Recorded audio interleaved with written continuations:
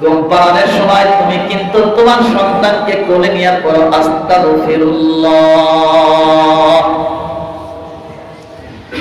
আস্তাগফিরুল্লাহর অর্থ কি? আয় আল্লাহ, আমি গুনাহ করেছি, তুমি মাফ করে দাও। নবীর শানে আপনি দরুদ পড়েন সন্তানকে ঘুম পাড়ানোর সময়। ছোট্টবেলায় আপনার সন্তান যদি মারা যায়, আপনি দরুদ পড়াইছিলেন, আর এই দরুদ পড়ানোর কারণে, ইস্তেগফার পড়ানোর কারণে, কালেমা পড়ার কারণে আপনার সন্তান যখন মৃত্যুবরণ করবে কাল কিয়ামতের কঠিন ময়দানে, আপনি মা, আপনি বাবা যখন বিপদে পড়বেন, মুসিবতে পড়বেন, এমন সময় আল্লাহ তাআলা আপনার সন্তানকে বলবে, ও মারিয়াম, ও আব্দুল্লাহ, তুমি যাও তোমার মা এবং বাবাকে খুঁজে নিয়ে আসো। মরিয়ম ধরে যাবেন।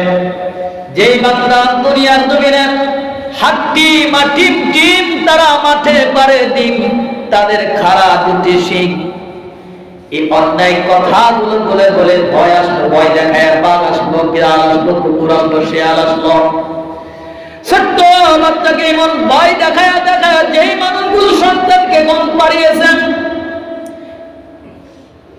আল্লাহ তাআলা মারিয়ামকে ডাক দিয়ে বলবে, যাও তোমার বাবাকে নিয়ে আসো, তোমার নানাকে নিয়ে আসো, তোমার দাদাকে নিয়ে আসো। আজকে বাঁচাই করে তোমার মাধ্যমে আজকে তোমার বাবা এবং মাকে জান্নাতে তোমার সাথে একসাথে পাঠানো হবে।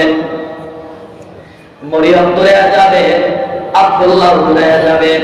মরিয়ম যায় দেখবে, আব্দুল্লাহ যায় দেখবে, তার মায়ের কলিজার ভিতর থেকে মা ডাকতেছে, ও বাবা, তুমি তো আমার সন্তান, আজকে নিতে আসছো, আমাকে নিয়ে যাও।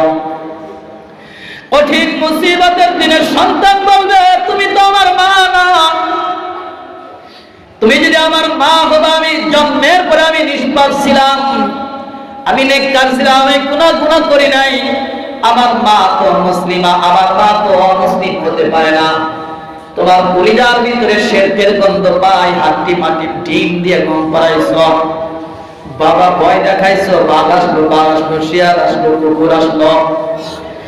এই কথাগুলো যে মা বাবা বলবে, সেই মা বাবার দেহের ভিতরে শিরকের গন্ধ আসবে। আর ওই দিন বলবে, এই মা এবং বাবা, তোমরা আমার মা না, তোমরা আবার বাবা না।